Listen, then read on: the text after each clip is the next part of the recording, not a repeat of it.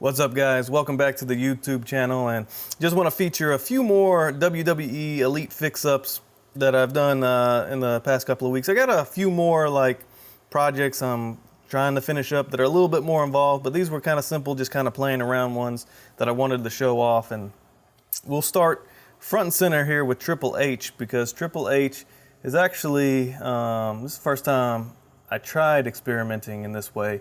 But he's got, as you can see, a different torso than what he normally comes with. Normally, Triple H figure has this torso, which in my last video I talked a little bit about, because I was saying I like the new Build-A-Figure torso better than that. But I wanted something a little more accurate to Triple H, and I don't really like any of the Mattel offerings they've done so far. The Elite torsos aren't quite it. The two different Ultimate Edition torsos aren't quite it. But like looking at some Jazwares figures, and I was like, I think I can kind of piece some parts together and make this work. The torso here is actually the Daniel Bryan Jazwares AEW Unrivaled series. And the reason I went with this torso, I feel like it's got a much bigger chest that Triple H had during this time, and I feel like even the abs kind of fit his profile a little bit better. And I've never actually bought any Jazwares AEW figures just to have in my collection. Normally I'm picking up really cheap ones from discount stores, or I buy a fodder box off eBay or something. So I kind of pieced together this one, and I know this is the Daniel Bryan torso because it's way too big for Daniel Bryan. But I think the trunks were actually MJF trunks, and so that's the only thing I might play around with. But as you can see, I got the AEW trunks and torso and shoulder, but now I've popped on the Mattel Elite arms and legs at the ball joint here.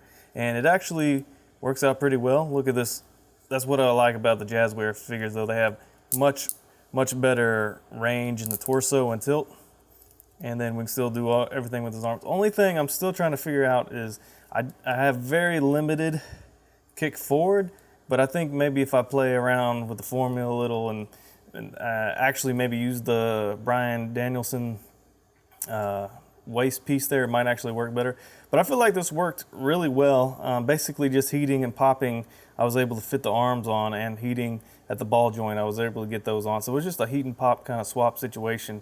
And one of the other things I did was I added a matte coat to the torso, even underneath my shiny lights. It's still kind of shiny, but I think the matte coat actually helped blend the Mattel parts with the Jazwares parts a little better.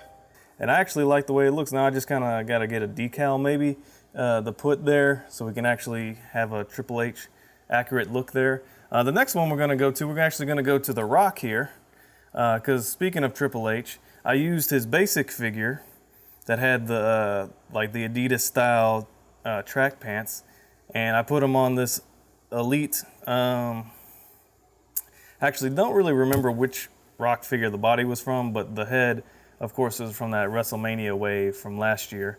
And so I think that's a pretty good look. I want to get a custom shirt, like a Team Just Bring It or a Just Bring It shirt that would complete the look. Also, another thing to note, I was gonna go with, let's see if we can get just the feet in focus. There we go. I was gonna just put some basic shoes on there, but they were a little small. I mean, they plugged up way too high up in the shoe and made the Rock a little short. Actually, I have these Build-A-Figure legs here, and they just kind of made him a little short. So what I ended up doing, as you can see, we have Jey Uso over here as well. On these Uso jogger pants, right there where like the cuff of the jogger is where you can unplug it, and these, and that's why I got these starting lineup, Hasbro starting lineup figure shoes on there. I wanted to test that out, and it actually kind of worked. But so I had to use the Uso joggers, and if we can get a look in there. So I was able to get extra little height by having like that cuff of that pant actually be the start of the foot and the sneaker mold, to give The Rock a little bit of height. And then, actually, let's go to Brock Lesnar here. This was actually what I thought was going to be a super easy fix-up, and I mean, it still was, but it was a little bit more involved than I first imagined. So this is the Ultimate Edition Brock Lesnar, probably one of my favorite figures, one of the best Ultimate Editions Mattel has ever done. And at that point, of course, they had the pinless arms, but they didn't have pinless legs. But earlier this year, they released the Royal Rumble Wave Elite figure that did have pinless legs, and I've already done the swap. So if we can see, if they're still in frame there, we got pinless knees over here, and then we got the pinned legs over there at Brock. And initially, what I was gonna do, I was just gonna swap them at the ball joint there, at the hip, but the ball joints were actually different sizes, so I ended up having to heat it up again, and where the thigh cut is, where a thigh connects to this hip piece, that's where I popped it off and swapped from there. But now I have a much cleaner look. I mean, it was a pretty good figure to begin with, but now it's all pinless, and I kind of like the aesthetic of that, and I think that's a very good look. So we'll go ahead, we'll take that guy back, and we'll put Brock back in the back there. And then the last figure is Drew McIntyre. I featured Drew McIntyre last week, but I decided I wanted to go more with this look, kind of, especially we've been seeing Drew McIntyre on WWE TV a lot with this look, with just like a black tank top and blue jeans. Those boots that I had on those black pants, I still have here on these blue jeans that give him the proper height. And with this torso, this is still the Build-A-Figure torso, and I feel like this looks like Drew. The only thing is these pants are not quite a dark navy blue. They're a light, kind of, actually got a weird hint of green to it actually. So I want to eventually get maybe a darker pair of blue jeans or do a dark wash on these to get it as accurate as possible. But so I still have the Build-A-Figure torso here, and we'll pull in another one that doesn't have the shirt on. So that's the torso I was working with. I like that a lot better than like that, you know, like this guy, like that Triple H style. So what I did was I knew these pants, the peg on there, wasn't going to fit on this torso because it's a Build-A-Figure torso that's got this little cap that allows you to plug and pop right there.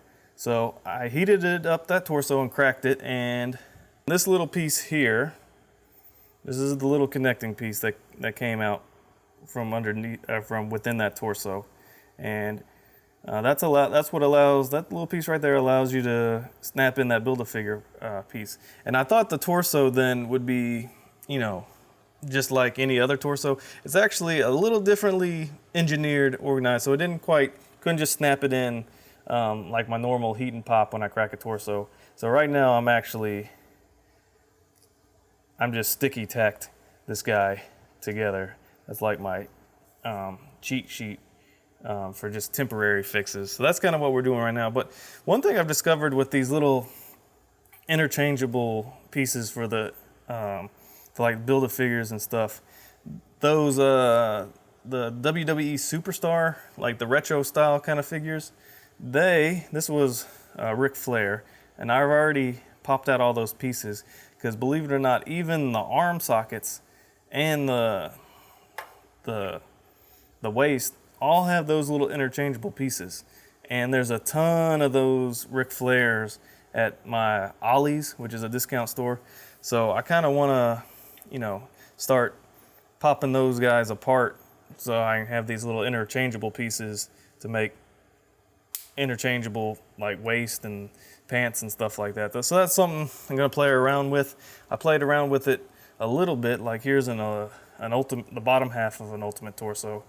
I had to shave down the edges to get it to be a perfect fit, but we can even pop that out, pop that on. So kind of working that route for like interchangeable body parts, kind of see how that goes. But that's kind of a little experimentation I've been doing, and I'll continue to do. But anyway, that kind of covers everything that I've messed with this past 2 weeks. Still have some other things I'm working on, some more in depth with some individual figures, but hopefully you enjoyed kind of seeing what I came up with this week, and hopefully it inspires you to work on your own collection and kind of create something unique within your display. And I just want to appreciate everyone that's been commenting and been liking and subscribing and watching these videos all the way through. I really appreciate it. And then I'm going to keep working throughout the rest of summer to put out more content. So y'all stay tuned because I got more coming your way. Thank you. See you next time.